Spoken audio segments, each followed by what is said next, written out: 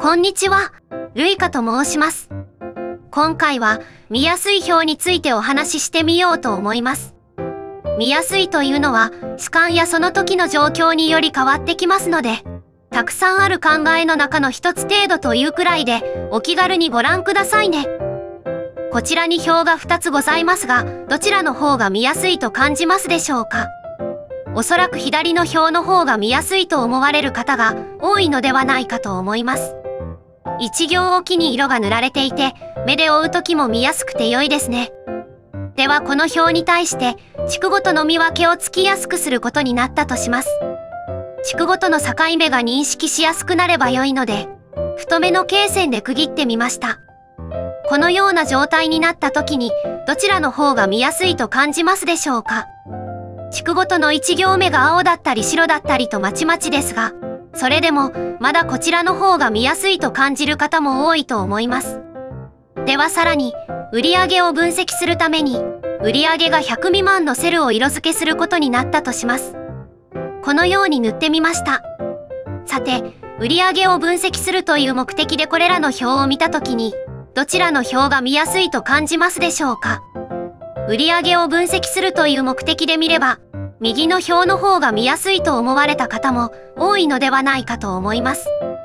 右の表は売上が100未満のセルだけに色が塗られているのに対して、左の表は売上が100未満のセル以外にも1行おきに色が塗られていて、売上100未満のセルの強調度合いが少し弱い印象があります。最初から地区ごと事業所ごとの売上を出した後、地区ごとの区別をつきやすくして、売上が100未満を見やすくする。と全部言われていれば、それに適した表を作ることができますが、実務では言われた通りにだけ表を作っていると、追加で見やすくするための要望が提出するたびに返ってくることがあります。表を見た人が表が見やすいと言った場合、その見やすいは大きく分けて2種類あります。一つは表そのものが見やすいこと、もう一つは内容が理解しやすいことです。名簿などのように表自体が見やすいことが目的となるようなものは別として、売上を分析したい、表の中の何かに注目したいといった場合、表自体が見やすいことよりも内容が理解しやすいことの方がより重要になってきます。そしてその見やすさを表す表現としては、セルの色や文字の色や太さ、大きさ、罫線の太さなどがあります。これらは色の面積が大きいほど印象が大きくなりますので、例えば文字に色が塗られているよりもセル自体に色が塗られている方が印象は大きくなります。同じ文字でも太字の方が認識しやすいですし、罫線も太い方がインパクトが大きいです。文字の装飾と罫線の太さのどちらが印象が大きいかは、それぞれの色や大きさや太さにより逆になったりしますが、これらの強調するための要素としては、セルの色が一番面積が大きく、注目を集めやすいです。そして大切なことは、重要度が低い表自体の見やすさのためには、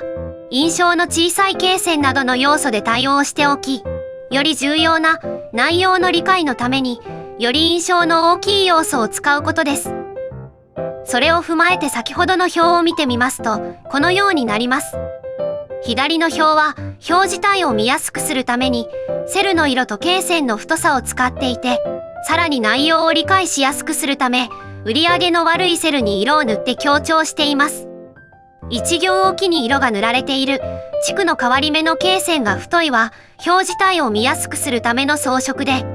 売上が100未満に色を塗るのは内容を理解しやすくするための装飾になります。一方右の表は表自体の見やすさは罫線の太さだけで表現していて、セルの色は売上が悪いセルを強調することだけに使っています。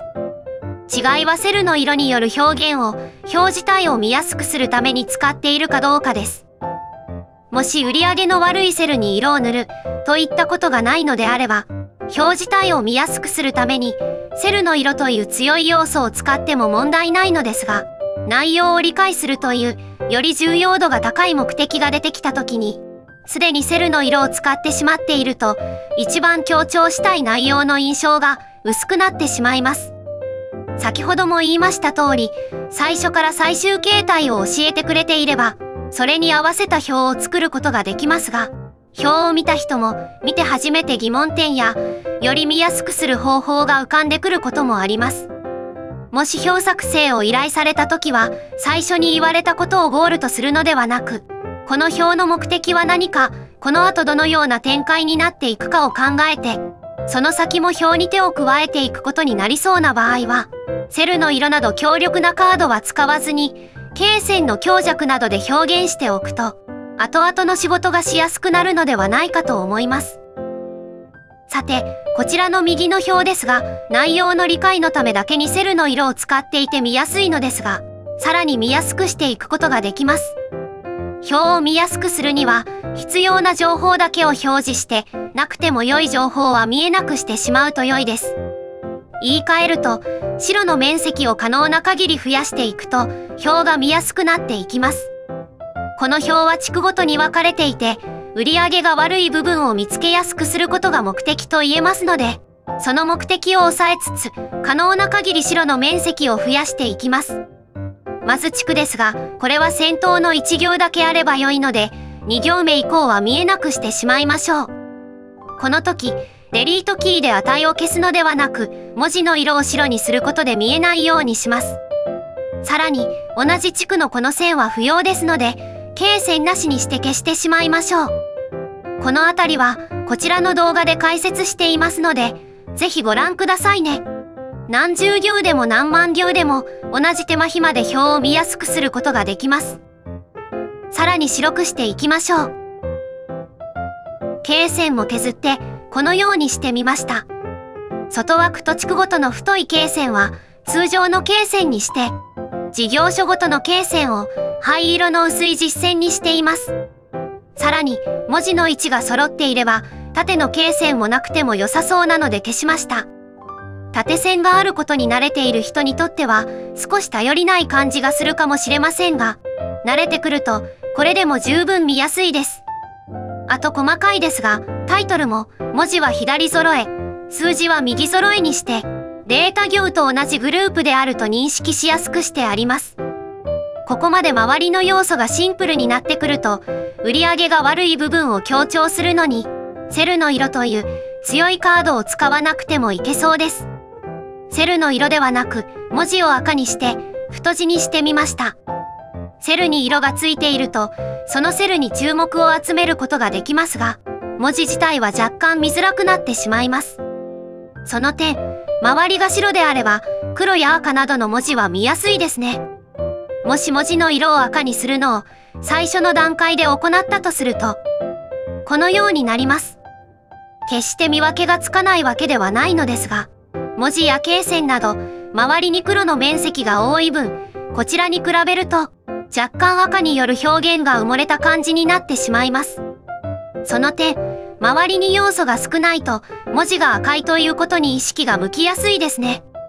さらに事業所の文字がなくてもよければ、痴漢で削ってしまっても良いですが、今回のアルファベット1文字のサンプルだとバランスが悪くなるので、このままにしておきます。最初と最後を並べると、このような感じです。100% こちらの方が見やすい、というわけではありませんが、少なくとも左の表より右の表の方が、見るときの負担が少ないのではないかと思います。このように文字があると、本当に関東でまとまっているか、など、無意識に考えてしまうかもしれませんが、こちらでは、そのようなことに意識を持っていかれることはありません。情報量が多い表は、見ているだけで精神的に胃もたれしてきますので、消しても良い色はなるべく消して、白の面積を増やしていきましょう。文字は白にしているだけで、データとしては存在していますので、このままピボットテーブルにしたりすることもできます。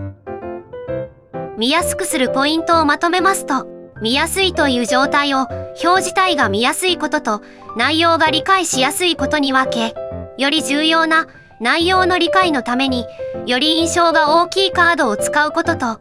その印象が大きいカードもなるべく印象が小さい色の面積が狭い表現で済ますことで、見ている人の負担を減らしつつ重要な部分に意識を誘導することができます。一番最初にお話しした通り、その人の主観や状況により見やすいは変わりますので、今回の内容がどんな場面でも絶対に一番見やすいというわけではありませんが、もしよろしければ今度表を作成する時の検討材料に加えてみてくださいね。それでは今回は以上です。最後までご視聴いただきましてありがとうございました。チャンネル登録やコメント、SNS でのシェアなどしていただけますととても嬉しいです。